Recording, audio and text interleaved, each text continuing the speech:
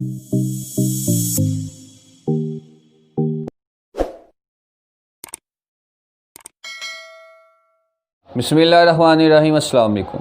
आज हमने chapter number 6 exercise 6 का क्वेश्चन नंबर 16 करना है। तो क्वेश्चन नंबर 16 की सबसे पहले स्टेटमेंट देखें।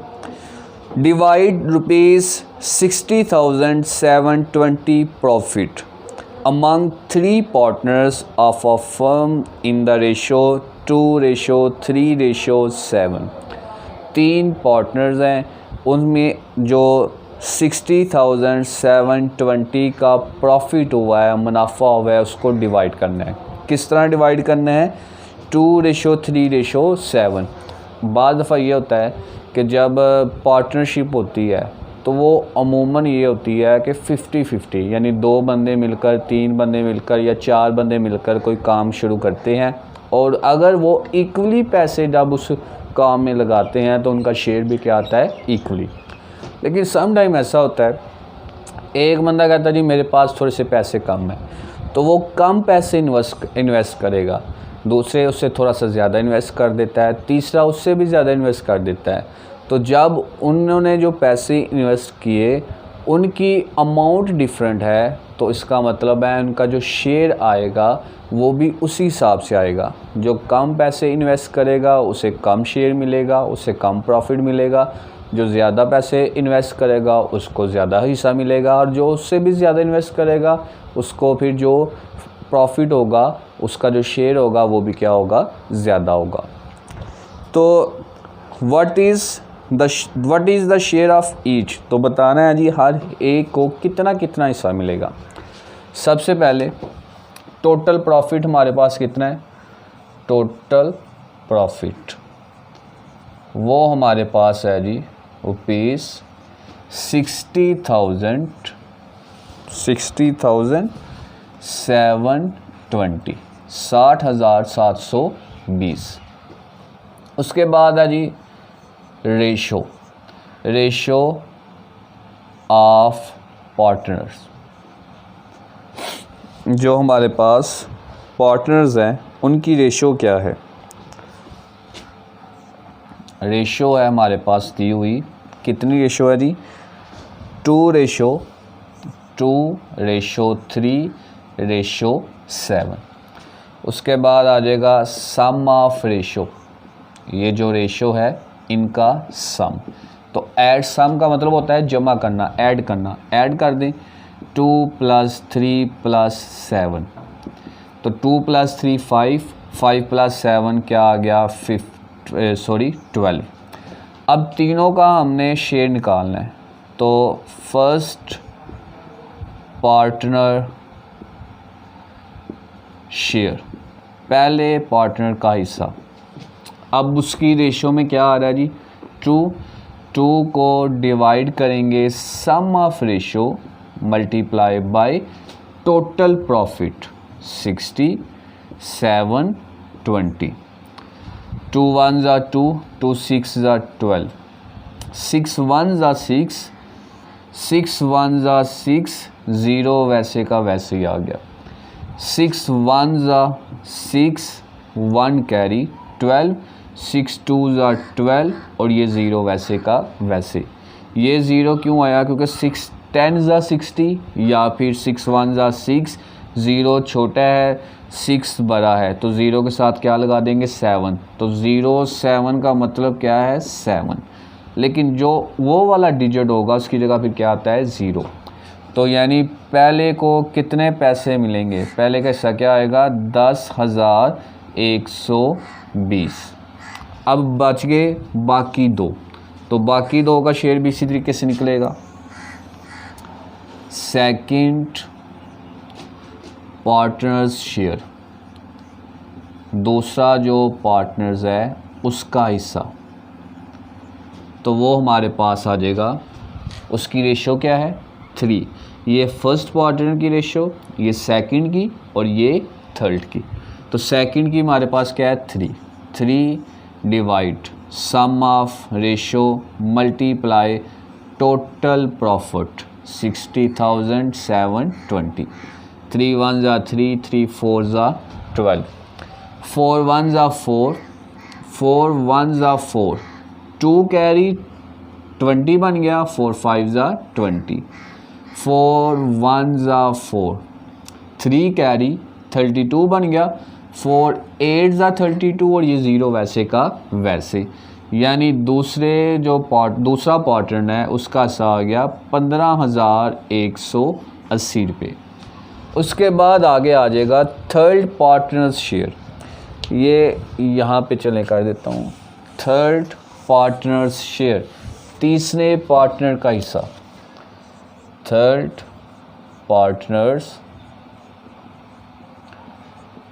शेयर, तो उसका हिस्सा हमारे पास क्या आएगा, जो सम ऑफ रेशो में जो रेशो दी हुई थी उसमें लास्ट वाले हमारे पास क्या है 7, तो 7 divide sum of ratio multiply by 60,720, तो 12 1s are 12, 12 5s are 60, 12 6s are यानी 12 5s are 60, 7 छोटा है 12 बड़ा है, तो 7 के साथ 2 लगाएंगे तो इस 7 की जगह फिर क्या आ जाएगा 0, 12 6s are 72 और ये 0 वैसे का वैसे ही।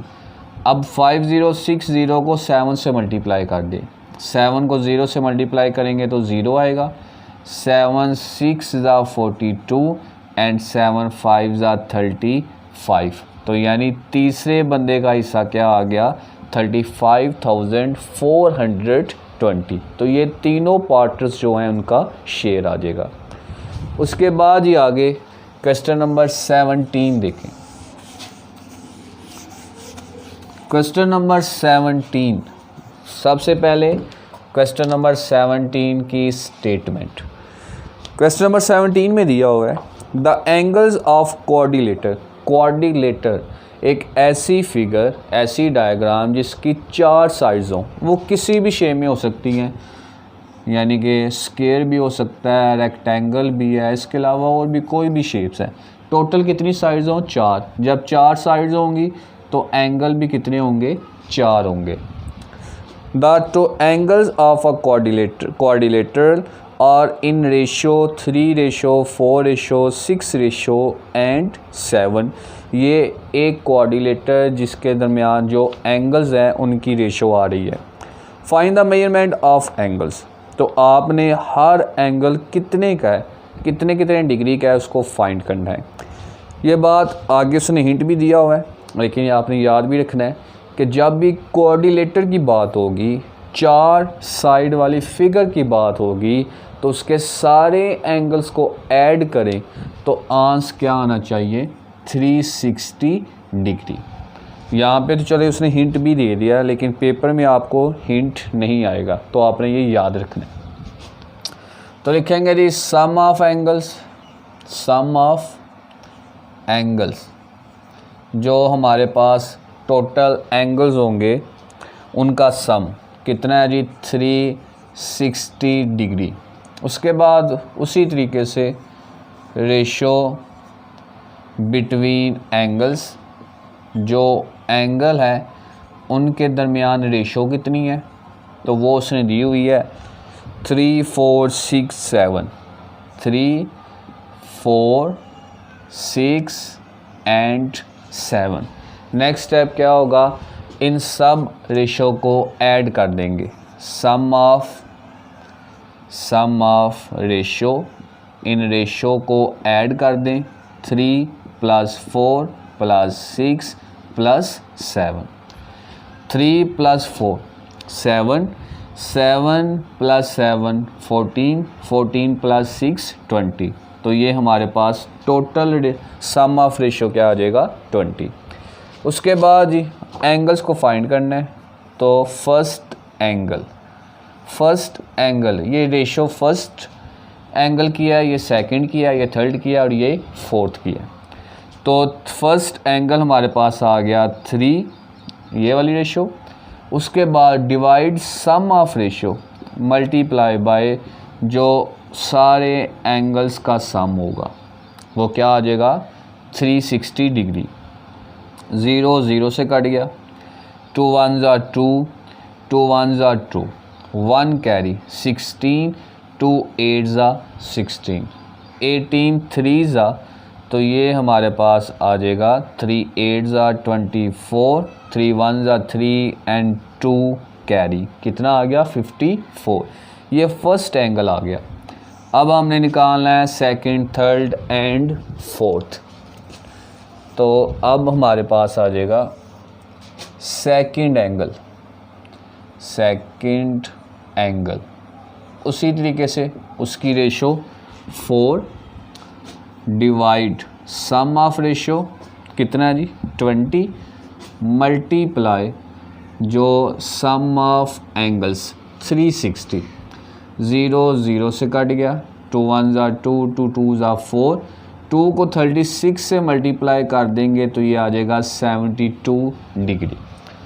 उसके बाद आगे आ गया जी थर्ड एंगल हमारे पास रेशो क्या है 6, सम ऑफ रेशो क्या है 20 और सम ऑफ एंगल्स क्या है 360।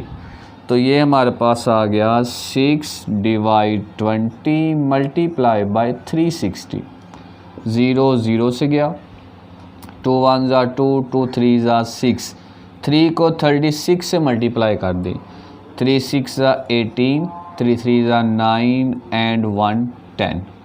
उसके बाद आ गया जी